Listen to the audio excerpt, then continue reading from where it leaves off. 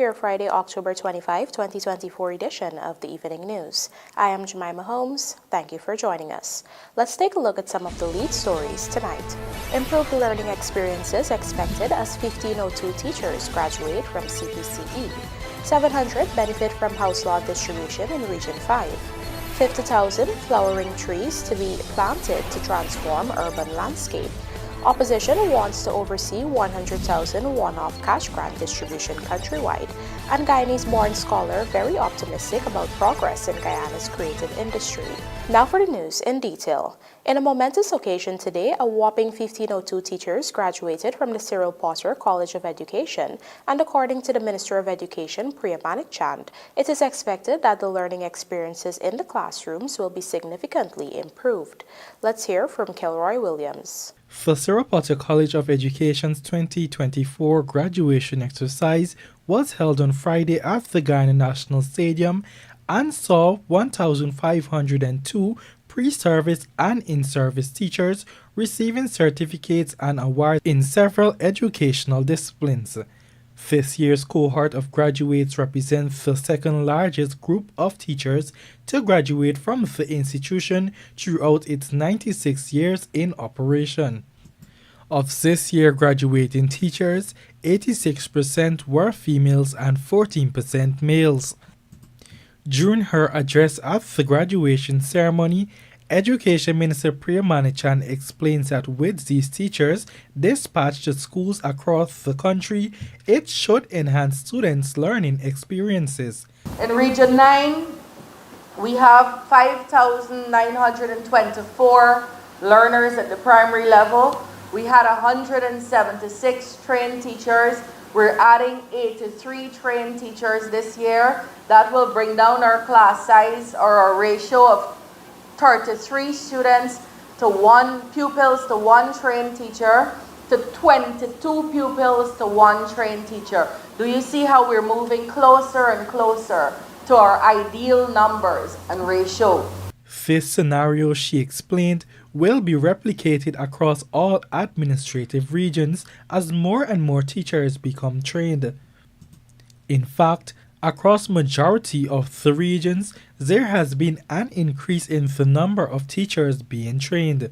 For instance, in Region 10 during the period 2015 to 2020, there were 182 trained teachers, but from 2020 to 2024, that figure stood at 377. So I'm trying to say to you that the whole idea of training was not to say as a big headline, we're training many. It was to reduce the class sizes. So that is adding numerically more teachers.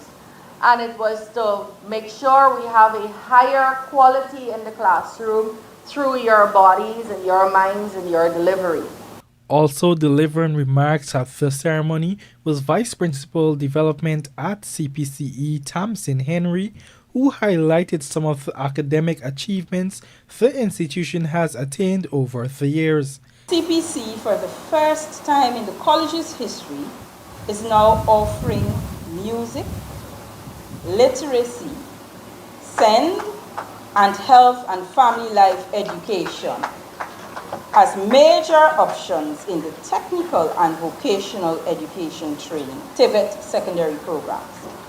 Additionally, golf has been included in the physical education programs being offered at all of our coastal centers, an initiative which will soon be extended to our hinterland centers. Kilroy Williams, The Evening News. Under its flagship Dream Realized initiative, the Ministry of Housing today distributed a whopping 700 house lots in Region 5. Andrew Carmichael reports that some of the new landowners had applied more than a decade ago. The Ministry of Housing's house lot distribution exercise took place on Friday at Bath Settlement Region 5. The 700 beneficiaries have been allocated land at Experiment and Plantation A, Bath. Housing and Water Minister Colin Crowell said some of those persons have been waiting for years to benefit from a government's land. However, he explained that it takes time for a government to open up new areas. For example, behind where we are now at Bath, as you go further in, there are some lands that are supposed to be allocated transfer to central housing. But we have farmers there. So, it's competing interest for farmers, for cash crop, for livestock, for cattle, you name it. So as they become available, that's when we do the allocations. Even as work continued to clear the backlog of persons in the system waiting on allocations, there are still about 4,000 pending applications. Of course, many of that 4,000 would have been in recent years. And why? The reason being is that we're a victim of our success story. There was a period of time where little was being done or none, in some regions, nothing at all in the housing sector. So, for example, between 2015 to 2020, Region 5 had an allocation maybe about 800 plus. In 3 years for Region 5, we allocated about 1,300. As a result of today, we're going to be about 2,000 allocations in 4 years. So you see the difference, and we're trying to fill that gap. But a lot of persons are now applying to because they see success story. But they will have to wait because we have to clear our backlog. Friday's allocation catered for applications up to 2019, though some 2021 applicants also received their house lots. One of them is Natasha Michael, a single mother of 3 who lives in Region 6 but works as a clerk with the private sector in Region 5. I applied for my house lot over this side because of work. Since 2018. I'm prepared. I'm excited. I'm overjoyed because it's been long. I've been waiting to achieve my own land. So I'm happy and I'm pleased. Today I feel excited about having my own land today. As I live in my parents' house since I have a good time now. I'm married. And I always want to get my own land after my own, start my own thing. And I will feel happy with holding my land today. Since 2009, and now they call me, Tuesday they call me. They said bring 40,000 come. I'm so happy and glad I get you. I wait very long for you. Please start, if you're a pending applicant, especially your older applicant, just start putting your money aside because you'll have situations as the land become available. We do them immediately. I don't have the luxury of keeping them and waiting for any special day. We do that so as the land become available, we allocate. And so some persons came today and they said they were surprised and they didn't have any money to pay and so forth. For the evening news, Andrew Carmichael. Vice President Dr. Barra Jagdeo has revealed that government is working on a project that will see some 50,000 flowering trees being planted in Georgetown and along the coastland areas in an effort to beautify the urban landscape. In this Michael Henry report, we hear more of the government's plans to beautify the country. Vice President Dr. Bharat Jagdeo on Thursday spoke about government's plans for the urban and coastal restoration and beautification of landscapes. Right now, I have the Forestry Commission working on a project to bring initially 5,000 flowering trees from the hinterland, from in the forest, to the coastal areas to be planted here. Over the next 5 years, we planned along the coastal area and going up all the way to the highway, the East Bank, to plant 50,000 flowering trees. It will transform the landscape of the coastal area, including Georgetown. This is leaving out the palms that we will buy from local suppliers, as well as some of the Ite palm that we plan to bring from the hinterland to plant along our highway. According to Jagdeo, this initiative will tie in with works being undertaken by the country in partnership with the United Kingdom-based King's Foundation to transform the capital city into a world-class family and pedestrian-friendly city. They're working with us to upgrade the Georgetown itself. Cycling lanes, walking lanes in the city, covering some of the open canals so we can improve the aesthetics of the city, the cleanliness of the city, and also more recreational areas in the city. The Vice President also explained that the government is committed to ensuring more recreational spaces are available for citizens. We're doing hundreds of community grounds in the hinterland and here along the coast. In Georgetown, all 34 community grounds in the different communities across, from Agricola to Cummins Lodge, are being done, but this is happening in Berbice, in Region 2, all the regions. But I'm just giving you some examples that will be upgraded. These are spaces in the evening where people, with lights, where people can have better recreational facilities. He also unveiled beautification plans for the east coast of the Marara corridor. The aim is along the east coast, all of those roads that you see leading, the canals going out to the seawall, where they're overgrown with bush and stuff, to put in lights and maybe walkways, so on the villages on the east coast, different parts of the country, people can have recreational facility in their villages that they can go out with their family, etc. Plans are also afoot to enhance the country's national zoo and botanical gardens. We're thinking about upgrading for recreational purposes, for tourism, because it's massive, that I think here we can attract a lot of tourists. Works are also ongoing to transform the country's national park.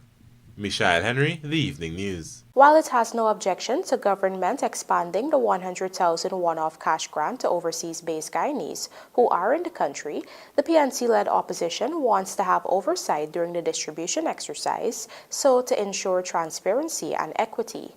Find out more in this Vanu Manikchand report. On Thursday, Vice President Dr. Bart Jagdeo announced that Guyanese living overseas who are in the country during the distribution of the $100,000 one-off cash grant can also benefit from this initiative once they have the necessary documentation to prove their citizenship.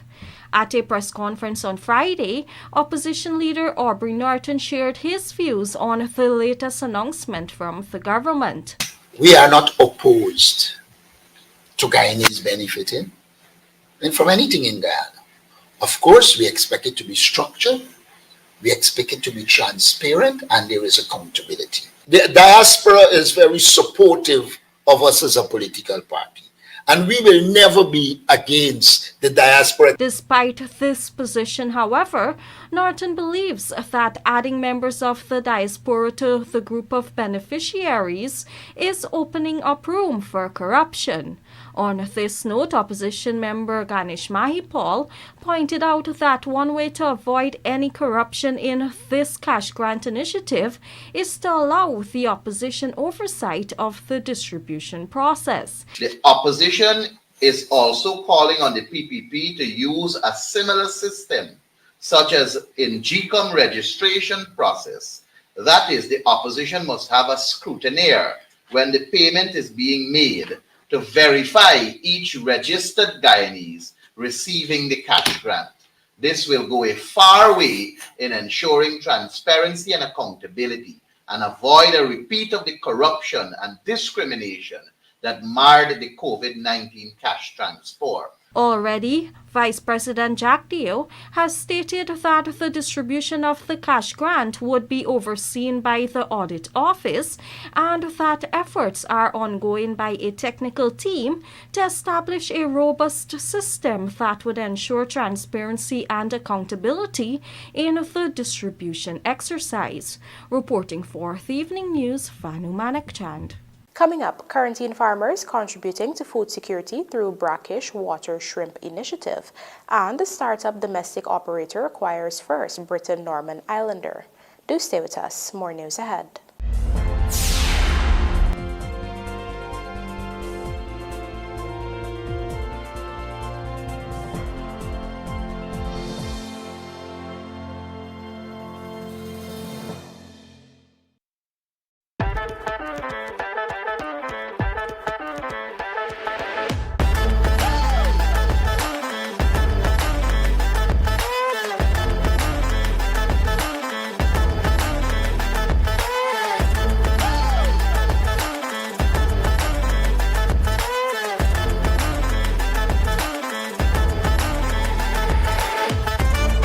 Transitions Light Intelligent Lenses. Pick your color. Choose your style.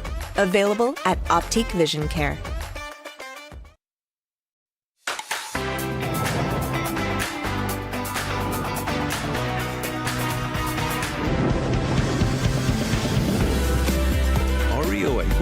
Coca-Cola just became besties. Taste the new limited edition.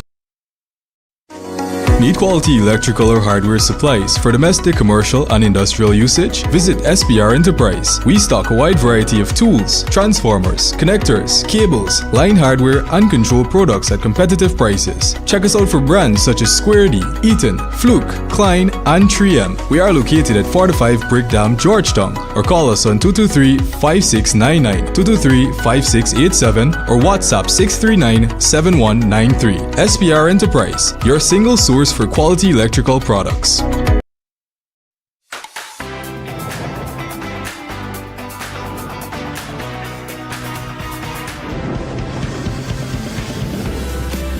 Oreo and Coca-Cola just became besties. Taste the new limited edition.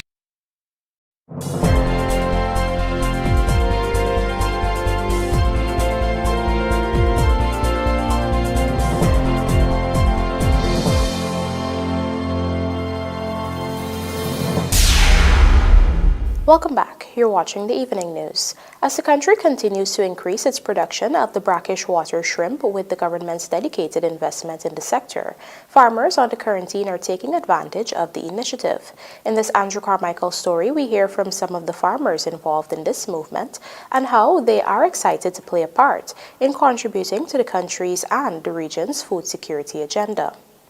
In 2021, the government initiated a project to increase inland shrimp production.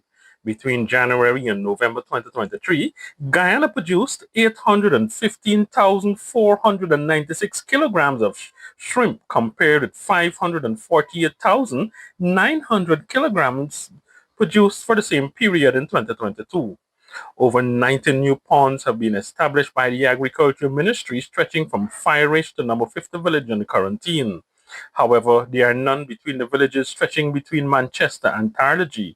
Some individuals within that stretch are now seeing the potential and have since made arrangements for the government to assist with digging ponds. Training has been part of the government's intervention, ensuring that not only farmers employ more eco-friendly methods, but also utilize modern techniques and treat shrimp farming as a business to improve their livelihood. Secretary of the East Berbice Aquaculture Co-op Society Limited, Sudat Prasad, says his father constructed their farm in 1969 and he subsequently took it over 40 years ago. While initially the farm supplied only the local market, demands have expanded to overseas territories. In fact, he said about 75% of the production is sold to the diaspora. Prasad says with the government's intervention, production has increased to about threefold. It was something very meaningful to Region 6 and Guyana at large because we generate a lot of foreign exchange through these markets. Now, after the intervention, we have seen also an increase in the number of fish ponds. Whereas we had like about 40 or below, now we have over 150. Sometimes you just speak like up to 50,000 per bucket, but right now it is 40,000 per bucket, like at 22 ponds. Because this is due to the inflow of foreigners, the diaspora market. Other farmers benefiting from the blackish water shrimp project are grateful for the opportunities available to them. In between, we win along and we try ourselves and sell it how we want. And when they go with the project and them help, and with the fish there, we help out a lot. Get a little training about the shrimps, how we mine it, feed it. And like 33 years now, my father been owning this place. All his here was a lot of crop grass. All his was like highland. And he used to do well with it, make ends reach. And he left down for a while and then he passed. And then I take over like when this government come back in power. In the brackish water sector, 2 farmers that is exporting with the help of the government, like providing the documentation and so forth. On the diaspora market, we have people coming in, so we don't need any assistance from the government in that area. When we harvest our shrimps, we give it a Rosal market, Woodman market, foreigners calling, coming from home, purchase. That is our occupation. We depend on this. Is my employment.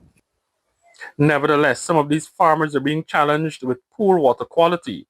Posada explained that sometimes the salinity is not suited for rearing blackish water shrimp. Improved irrigation being provided by the government has been addressing that challenge. Andrew Carmichael, The Evening News. The advances being made by Guyana when it comes to improving the creative industry have been lauded by UK-based Guyanese-born author Professor David Dabydeen. In this Gerald Bryan report, Dabydeen explores the developments in the local creative industry with specific focus on film and copyright legislation. Let's have a look. In an interview with the Evening News, Professor David Dabydeen, one of Guyana's most accomplished scholars and authors, spoke on the advances being made in Guyana's creative industry. These advances have included the return of the Guyana Prize for Literature and plans for a National Film Commission. According to Dabydeen, these are important steps in the right direction. What is happening is the new minister, the present Minister of Culture, has decided to kind of resurrect the cultural landscape, the literary landscape of Guyana. And what he's done is to revive the Guyana Prize, which for some reason had lapsed for 5 years. And he's also extended the Guyana Prize to young people under 16. And one is for girls and one is for boys, so there's an equality there. He's also expanded it to non-fiction. And finally, or two other things he's done, is to create a festival of Guyanese literature, 2-day festival, where some really terrific scholars have come over to give talks. And then he's also paying for the performance of plays, which would normally, that won the Guyana Prize, that normally would just be in a shelf accumulating dust. So they're now being performed. So that is a good beginning. Dabydeen's comments come on the heels of the country's growing prominence on the global stage, not just for oil and gas. For instance, Guyana has since attracted to its shores Guyanese-born actress Letitia Wright. Actor Jacob Scipio, with Guyanese roots, also recently visited and made promises to help develop the local film industry. Other prominent celebrities such as Gordon Ramsay, Dylan Efron, and St. John have all showcased to a global audience a different side to Guyana. Regionally, Guyana was the filming destination of choice for Jamaican dancehall stars Niggy Boy and Kraft for some of their latest music. That being said, Dabydeen acknowledged that hurdles remain, such as access to publishing opportunities. And I must say, there were about 6 or 7 young people turned up. They were very good. Really, they were really good. And they had a commitment and a passion and an ability to write. So I am very optimistic about, especially in the field of drama. Poetry is impossible to write. or to be innovative, or to be radically new, you know. Short stories, people write very fine short stories here. Now, maybe the vehicles for publications are not here, so maybe that is one impediment, that young people don't have a platform to publish. Meanwhile, Dabydeen also welcomed the recent discussions that have surrounded the issue of copyright legislation. Last month, Guyanese singers Jackie Jacks and Diabetic filed a copyright infringement lawsuit in the United States against One Communications Guyana Inc. and Nikita, another local singer. Intellectual property right is completely necessary for writers. It's their protection against plagiarism, and not just in writing, but in music and in performance. So it's really good that issue is being discussed and will be settled. I think it's very important that you own it's your property, and you own it, and if it has any value, it should accrue to you. It's everywhere. In Britain, you know, where I live, intellectual property rights are granted. Dabydeen has authored a number of books, poetry collections, and non-fiction works, winning the Commonwealth Poetry Prize and the Guyana Prize for Literature, among others. His most recent work is his novel, Sweet Liji, set in 19th century Wuhan Province, China, and British Guyana. Gerald Bryan, The Evening News. The Ministry of Health is hoping that through its diabetic foot care clinic to be established soon, persons living with diabetes can be protected from the need to have amputations. Trishelle Sobers tells us more. Despite efforts to effectively manage severe cases of diabetes in Guyana, a total of 108 cervical amputations were performed in 2023 at the Georgetown Public Hospital Corporation GPHC. These procedures are aimed at halting the spread of infections caused by diabetes, remove damaged tissue, and relieve intractable rest pain, among others. In a brief interview with this newscast on Wednesday, Health Minister Dr. Frank Anthony revealed plans to establish a diabetic clinic at the Ptolemy Reed Rehabilitation Center in Georgetown. He explained that the initiative is geared towards making foot care services readily available to patients as government moves to amplify limb preservation. On average, I think that's the number that we would normally have a year, so we want to decrease that. And one way of decreasing that is to have these foot clinics where people's feet who are diabetic can be examined. If you have signs of problems, then we fix those earlier. According to Dr. Anthony, the establishment of the Diabetic Center will create a one-stop operation at the rehabilitation center.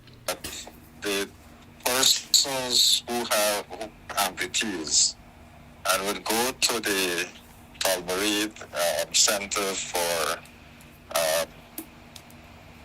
prosthesis and so on.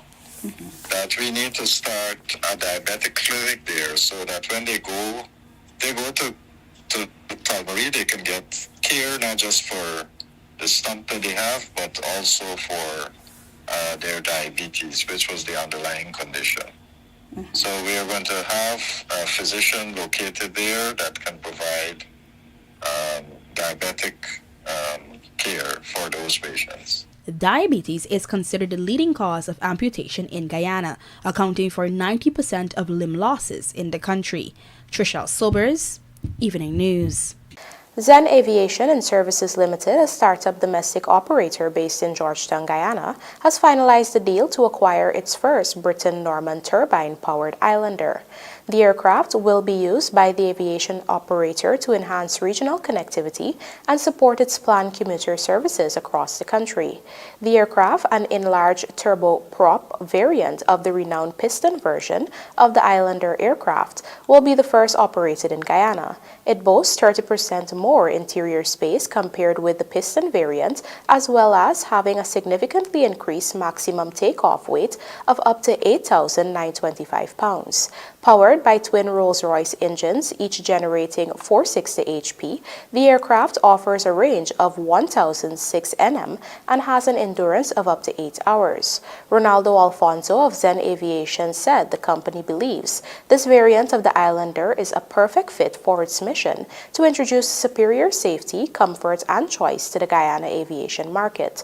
Zen Aviation and Services Inc. is the aviation investment arm of Adamantium Holdings, a Guyana-based business conglomerate with a footprint in mining, construction, agriculture, real estate, general services, and petroleum production support. And now for a look at the Birch Reports.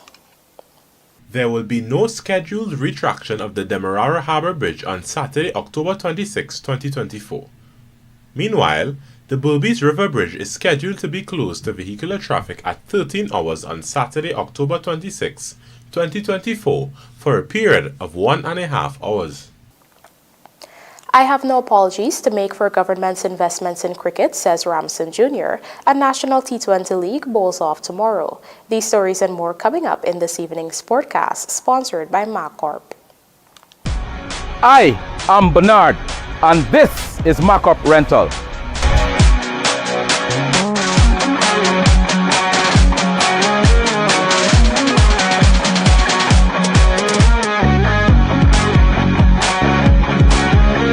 Call me on 622-4037.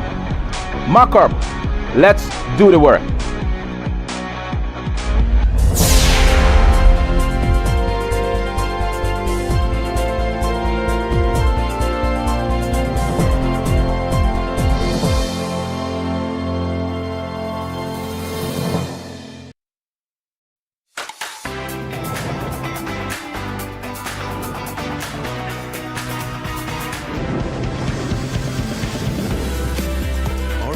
Coca-Cola just became besties. Taste the new limited edition. It's a new day with Shilling Oil.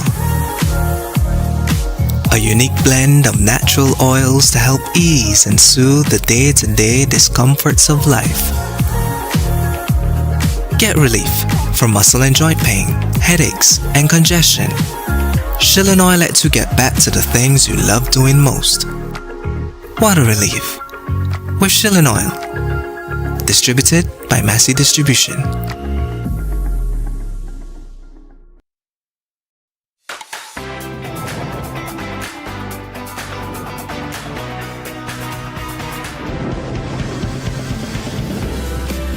Oreo and Coca-Cola just became besties. Taste the new limited edition.